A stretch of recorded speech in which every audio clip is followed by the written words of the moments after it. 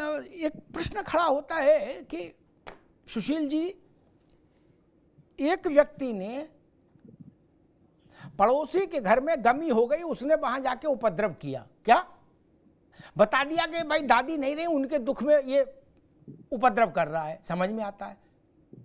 लेकिन फिर कुछ समय बाद वहां एक जन्म होता है, बच्चा जन्मता है, वो व्यक्ति फिर जाके उपद्रव करता है, तब क्या कहेंगे? वहां तो दादी के दुख में उपद्रव किया था जाने के, यहां तो बच्चा के आने पर फिर क्यों उपद्रव क्यों किया? दो विपरीत चीजें एक साथ नहीं चल सकती ना। अगर ये आक्रोश में किया गया उपद्रव है तो शपथ ग्रहण में प्रेम में किया गया उपद्रव था क्या? सुशील जी। जी अमिताभ जी, शपथ ग्रहण ही नहीं, कई और भी ऐसी घटनाएं हुई हैं जहां पर सरकार गिरने से कुछ राजनीतिक दलों ने अराजकता फैलाई। मायावती जी के साथ जो हुआ गेस्ट हाउस कांड, उसको पूरे देश दुनिया ने देखा।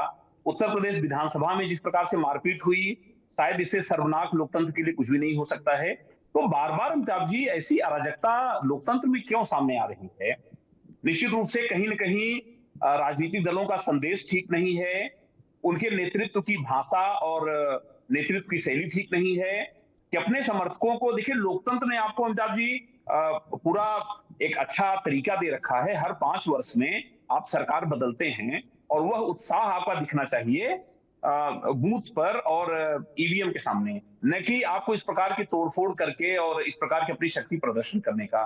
तो निश्चित रूप से अमिताभ जी लोकतंत्र के लिए अच्छा संकेत नहीं है और सभी राजनीतिक दलों को इस पर एक आम राय बनानी चाहिए कि राजनीतिक शिष्टाचार और इस प्रकार की व्यवस्था अनिवार्य रूप से लोकतंत्र में बनी रहे। जी पवन विजय जी, क्या हम इसका अर्थ ये निकालें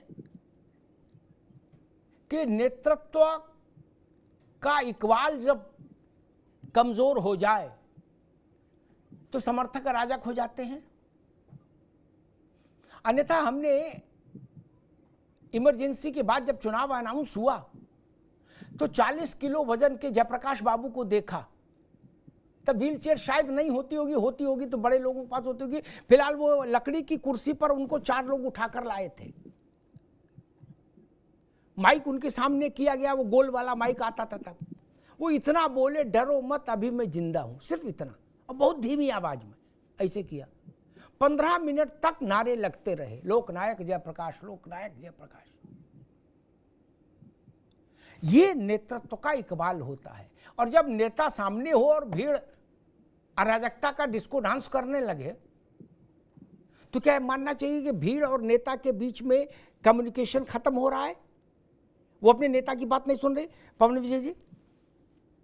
जी बिल्कुल, नेता जिस तरीके का आचरण करता है जनता उसी का अनुसरण करती है। अगर अखिलेश यादव जी के कहने से प्रयागराज में लोग शांत हो जाते तो ये माना जाता कि अखिलेश यादव जी का प्रभाव जनता पर जबरदस्त है। लेकिन मुझे ये बात कहने में थोड़ा सा ग्लानि भी होती है कि मैंने वो दृश्य देखा जब मुलायम सिंह जी माइक से कुछ कह रहे थे और अखिलेश जी जाकर के माइक अपनी तरफ कर देते हैं। तो वो जो दृश्य है वो देख करके जो उनके अनुयायी हैं वो क्या सीखेंगे? मैं फिर कह रहा हूँ, बड़ी विनम्रता के साथ कह रहा हूँ, प्रोफेसर साहब से कह रहा हूँ, वो तो जानते हैं, वो तो मेथोडोलॉजी पढ़ा होगा उन्होंने, पीएचडी की होगी तो पद्धति शास्त्र पढ़ा होगा। तो एक पद्धति होती है हर क्रियाकलाप की। तो आपका नेता अपने आचरण से एक उदाहरण रखता है जनता के लिए। तो मेरा विनम्र निवेदन है कि आप अपने नेतृत्व को ये बात पहुंचाइए कि जिस तरीके का आचरण वो करेंगे उसी तरीके का जो परिलक्षण उनके अनुयायियों पर हो। तो आप जो कह रहे हैं कि एक कमजोर नेतृत्व अपने अनुयायियों पर नियंत्रण नहीं कर सकता, ये बात बिल्कुल सही है। प्रोफेसर भुवन भास्कर जोशी जी, अखिलेश जी ने लगातार कहा कि भाई ये मत करिए, जहां हो वहीं बैठ जाइए, ये बवाल क्यों कर रहे हो, लेकिन भीड़ मानी नहीं, वो और दूने उत्साह में हाहाकार करती रही। क्या नेता की बात कमजोर पड़ गई? जोशी जी। मैं तो आज आपके विषय के साथ ही रहना चाहूंगा जी।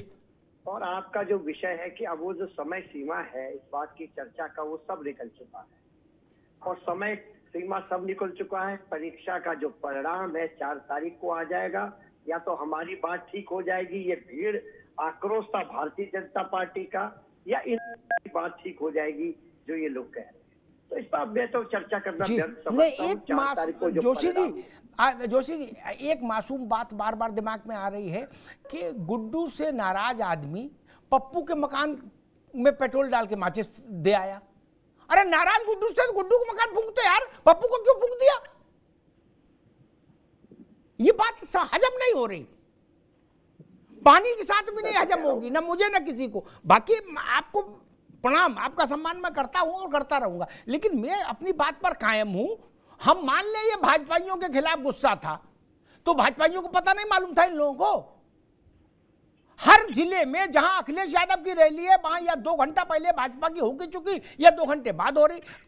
ऐसे तो सबकी रैलियां लगी हुई हैं, तो गुस्सा भाजपा की रैली में निकालना चाहिए था।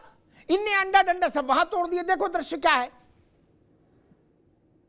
और अगर भाई साहब ये नाराजगी है भाजपा के प्रति और घर में आपके जूता चला रहे हैं ये, तो फिर ये रास्ता ठीक नहीं मित्र। इनको सबको मैसेज करो व्हाट्सएप पर कि जहां नाराजगी है बाबू दिखाओ, यहां क्यों बवाल कर रहे हो? जोशी जी गलत तो नहीं है? अमिताभ जी, हमारे जितने शुभचिंतक यहाँ पर बैठे हमारी पार्टी के, क्योंकि जी। मैं तो मानता हूँ भारतीय जनता पार्टी के और राजनीति विश्लेषक भी हमारे शुभचिंतक है। हालांकि उनकी भाषा शैली हमारे नेता के प्रति उनका आदर और हमारे प्रति उनका भाव दिखा रहा है कि वो हमारे कितने बड़े शुभचिंतक हैं। लेकिन मैं आपको बहुत जिम्मेदारी से कहना चाहता हूँ, जनता जनार्दन है और जनता तय कर देगी 4 तारीख को कि जनता कैसी। ठीक भाई, जोशी जी की बात से मुझे समझ में आ रहा, वो कह रहे पंचों की राय शर्माते खटोला यहीं बिछेगा। 1 तारीख तक ऐसे ही घल्लू घारा चलेगा, रोक पाओ तो रोक लो, ऐसे ही चलेगा। कौन माई का लाल रोकेगा? बोले जो कुछ बवाल होगा हम कह देंगे बीजेपी से गुस्सा है इसलिए हमारे घर में तोड़फोड़ कर रही जनता, और हम इससे खुश हैं। अपने घर में तोड़फोड़ करवा रहे हैं, आनंदित हो रहे हैं। ये रिश्ता क्या कहलाता है भाई? ये बात तो समझ ही नहीं आई। प्रमोद मिश्रा जी फंस गए आप। वो कह रहे हमारे यहां भी जो आके ये बवाले आजम, मुगले आजम की तर्ज पर फिल्म बवाले आजम चला रहे हैं, ये सब लोग दरअसल प्रमोद मिश्रा की पार्टी से नाराज हैं, इसलिए हमारे यहां आके बवाल कर रहे हैं। तो दोष आप पे आ गया।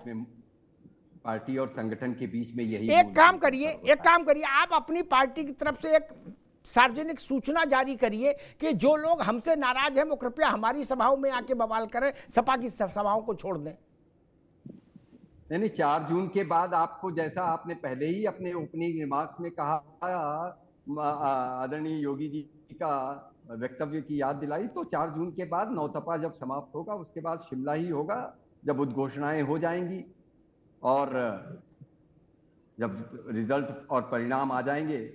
जोशी जी, आपने एक वक्तव्य दिया और 2 बार अपने वक्तव्य दिए कि हमारे शब्द आपके और आपके नेता के प्रति कैसे हैं, तो यहाँ पर मैं बड़ी विनम्रता से कहना चाहूँगा, न तो आपके प्रति और ना ही आपके नेता के प्रति कोई विशेष क्लिष्ट शब्दों का कोई प्रयोग किसी ने भी नहीं किया है। हमने आदरणीय और माननीय जैसे शब्दों का ही प्रयोग किया, और आपके लिए भी डॉक्टर साहब और जोशी जी भी किया। ये हमारी मर्यादा भी नहीं है, ये हमारे संस्कार भी नहीं है, ये हमारी राजनीतिक सूचिका और संस्कृति का अंग भी नहीं है। लेकिन आपने ये बात जरूर शुरू में, प्रारंभ में स्वीकार की कि हमारे देश के यशस्वी प्रधानमंत्री नरेंद्र मोदी जी का ये वक्तव्य सही है कि कॉन्ट्रैक्ट हो चुका है। प्रोफेसर साहब, बड़े आदर के साथ, अनुबंध आपका हुआ होगा, संबंध हमारा है, संपर्क हमारा है, और उन संबंधों और संपर्कों का व्यापक प्रकटीकरण चारों तरफ हो रहा है। आगे बचे हुए 2 फेजों में भी होगा। 4 तारीख को पुनः मुलाकात होगी। लेकिन एक निवेदन करना चाहूंगा, अमिताभ भाई, आपने सबकी रैलियों का उदाहरण दिया कि कौन कौन कितनी बड़ी बड़ी रैलियां होती हैं। आपने एक भारत की अभूतपूर्व रैली का उल्लेख करना यहां पर तो बनता है।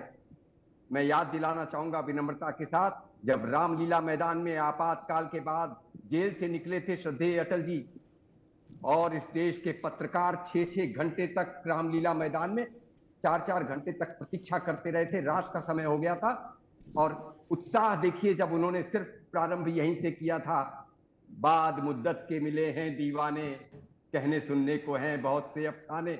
और उसके बाद 3 मिनट तक पूरा रामलीला मैदान तालियों की गड़गड़ाहट से गूंजता रहा। उत्साह का